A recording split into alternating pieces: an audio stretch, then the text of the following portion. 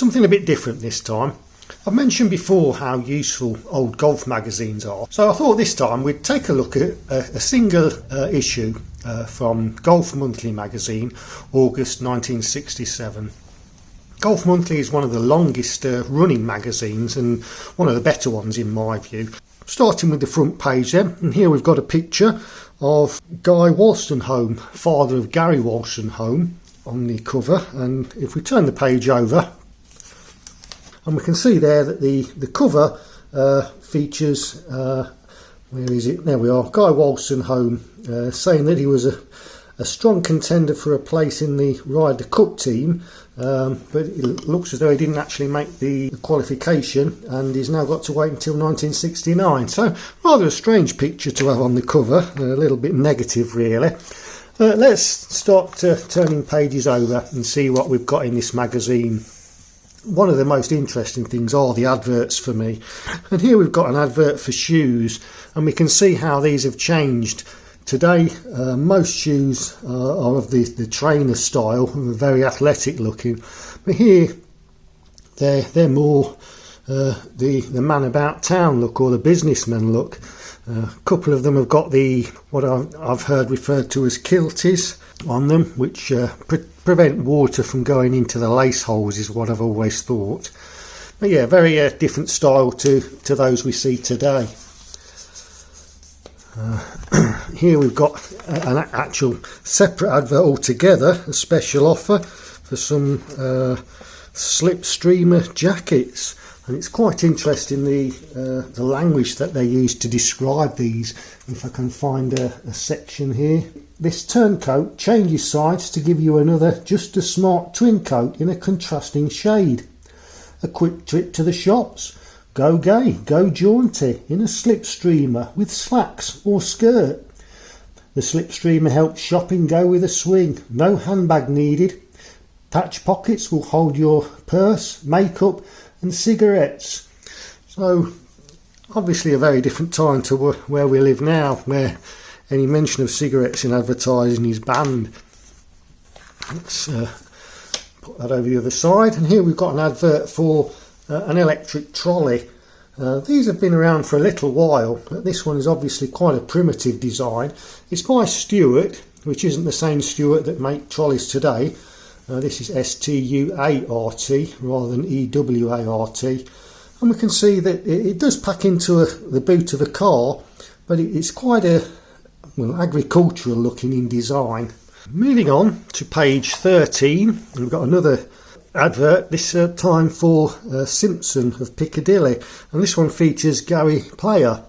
Turn up looking like that at a golf club today and you get some very strange looks, but I think he looks quite smart myself. Nice sharp creases in his trousers. Well, I'll let you make up your own idea on that one.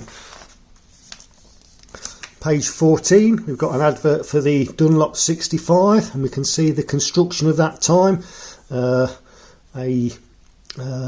Inside, sometimes these were liquid filled, and then we've got the elastic winding, which is where we get the description for a wound ball, and finally we've got an outer cover and then the paint finish. There's a quiz here.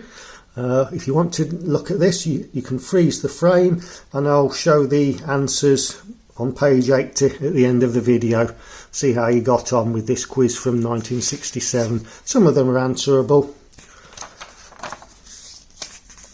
Next page, we've got an article on a new up-and-coming player who did achieve success, and that's Bernard Gallagher, a very famous Scottish golfer.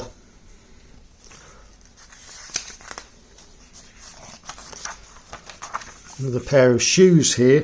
These were sort of a plastic or rubber material. I did actually have a pair of these many years ago by Stilo or Stylo, and it was a single piece moulding.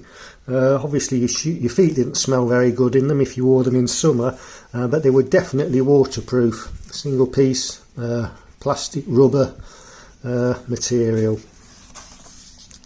And then we've got something that's quite interesting with all the talk that's going on at the moment about the ball. This is talking about how we flight the ball. The wound ball of yesteryear took spin a lot more than today's ball, which is designed not to spin, to give us the maximum distance. But this is talking about the flight of the ball and how better players control the flight. We can see there the classic trajectory of a ballatta ball hit with the driver, and it had a nice rising flight before falling to the ground with not much run on it. Page 22, I have an article discussing Jack Nicklaus's US Open win.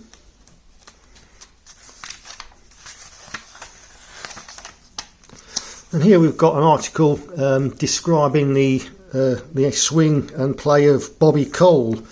This is by Mr. X, who was an anonymous swing expert employed by Golf Monthly. I'm going to jump in here and talk in a little more depth about Mr. X, as he was a long-standing contributor to Golf Monthly, and his story is quite unusual. He was a late starter in golf, beginning in his 40s, and progressed steadily as a club player to a handicap of around 8 or 10. He then had a bit of an epiphany when he noticed that there was a distinct difference in the posture and swing positions of professional golfers and club golfers. He modified his posture and style accordingly, and reportedly managed to get his handicap down to scratch. He gained the position of writing instruction articles for Golf Monthly under the alias of Mr. X. I'm not sure how he achieved this, as he had no formal golf training that I'm aware of. But his articles were very popular with the readership, and 3 books were published on the back of them. How relevant his method is now I can't comment, as I'm embarrassed to say that I've read very few of his articles. He remained anonymous until 4 months before his death in January 1974, aged 80, when he agreed to Golf Monthly disclosing his identity to readers. His name was Robert Russell, and he had had an active and successful career in the confectionery industry before embarking on his writing career for Golf Monthly at the age of 70. A fascinating and unusual chapter in the history of golf instruction. Right, let's get back to the magazine then. Moving on then, we have an in-depth report on the 1967 Open, which was run by Argentinian Roberto de Vicenzo. This really does go into some detail. We can see here a lot more detail than we tend to see in today's magazines. We've got final round figures for Vicenzo and Nicklaus, who came second. Di Reese gives his view of the Open. We've then got a further analysis of the course with individual scoring records and another comparison of De Vicenzo and Nicklaus's scores compared to par. And then we've got the ratings of the various holes and how what scores were made over them. Hoylake, where the Open is being held this year, Royal Liverpool. So interesting comparison. There have been quite a few changes since this chart was made. I think the whole order of holes has been changed and a couple of new holes have been added. De Vicenzo is probably best known for the Masters, where he failed to qualify for the playoff by the fact that his marker had put down the wrong score for the 17th hole. De Vicenzo had tied with Bob Golby, but because he'd got a 4 on his card instead of the actual 3, he was put into second place. So a bit of a catastrophe for him, and he uttered the immortal line, "What a stupid I am to be wrong here." So as I say, that's probably what he's best known for, rather than for his Open win, and that was the only major that he did win, the 67 Open. And a little bit further, another classic picture there of Peter Alliss in Orlon by DuPont. Slazenger produced this equipment, or this clothing should I say.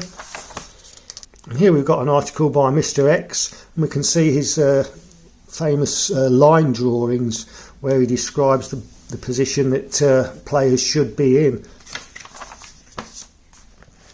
Bit of instruction here in the expert's corner. Di Reese on how to hit a low flying ball. I guess we'd call that a stinger now. A few more adverts here. One there for the Swing Right 3 training aid, which was featured in the second video that I ever made. So that's one to look back on if you want to see how the Swing Right works. And then we've got the 19th hole, various gossip from golf around the world. Interesting thing here, we've got a note that the BBC has been filming a number of golf matches featuring, among others, Arnold Palmer, Jack Nicklaus and Gary Player at St Andrews, Carnoustie and Gleneagles, and 8 other matches played between an American leading player and one from another part of the world. I can't remember ever actually seeing these, so it'd be interesting to know if anybody is aware of where they can be found and where they can be viewed, because they sound like they'd be very interesting viewing. We've also got a note there about Tony Jacklin gaining his first PGA tournament win when he won the Pringle tournament and picked up £750. So back in 1967, Tony Jacklin was beginning to make his mark, and there's a nice picture of the young man with the trophy in question. Interesting note here, a company called Arnold Palmer Enterprises has been formed to supply components for putting courses, golf ranges and golf schools. I think quite a few Arnold Palmer driving ranges appeared over the years. I remember playing at one myself when I just started playing golf. A bit more fashion there from Grenfell. And another picture, John Panton, the first Scot to become world senior champion, recommends master model clubs by John Letters. I mean, it's quite amusing really, the picture that they've chosen, because it is a less stylish picture even in 1967. It'd be hard to imagine. He's wearing his weatherproof trousers. Nothing there really makes you want to play John Letters clubs. But yeah, I guess that's the only picture they had of him at the time, so that's the one that they chose to use. But imagine that picture appearing in today's magazines, advertising the leading brands. And we've got some classified adverts to finish with. What have we got there? Wanted, any quantity of steel shafted golf clubs, odd clubs or match sets. Also good condition hickory shafted clubs. The Sports Depot, Manchester. And here we've got Peter Alice and Dave Thomas and their golf course design company, who later went on to design the courses at the Belfry. And this one's quite interesting as well. Here we go, umbrella repairs and recovers. So we talk about the reusable society. Things were obviously a lot different then. Today we would just throw a broken umbrella away, but back in 1967 you could get it repaired and even recovered if you wanted to. And here, for those that attempted the quiz, are the answers. So if you want to read those through, freeze the frame there.